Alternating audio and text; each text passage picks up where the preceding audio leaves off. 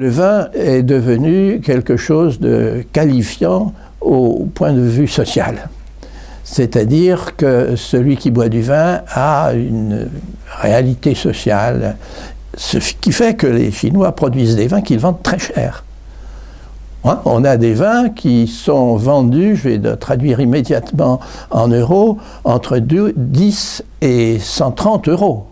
Et des vins qui sont d'une qualité raisonnable, généralement bons d'ailleurs. Ils sont plutôt orientés vers les rouges. Peut-être qu'ils vont un peu découvrir les blancs, mais pour autant, les blancs actuellement ne sont pas tous de très très grand niveau. Il y a un peu d'oxydation dans un certain nombre d'entre eux, alors que les rouges sont des vins plus faciles peut-être. Par ailleurs, bon, la couleur rouge est une couleur magique, ce qui veut dire qu'ils aiment bien ça. Et je pense aussi que le vin rouge s'associe avec les différentes cuisines chinoises.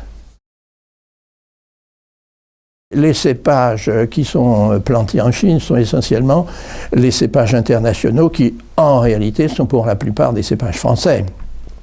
Je dirais même, bon, pour les blancs, les chardonnays, les sauvignons, et puis dans les rouges, on a cabernet sauvignon, merlot, et puis ils ont quelques cépages locaux.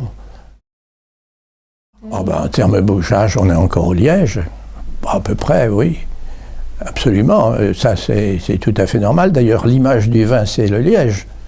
Tout le reste a un côté un petit peu différent. Enfin, non, il n'y a aucun problème. Ils ont même des ateliers de finissage, des plaques de liège et de transformation. Donc ils sont très intéressés par le liège.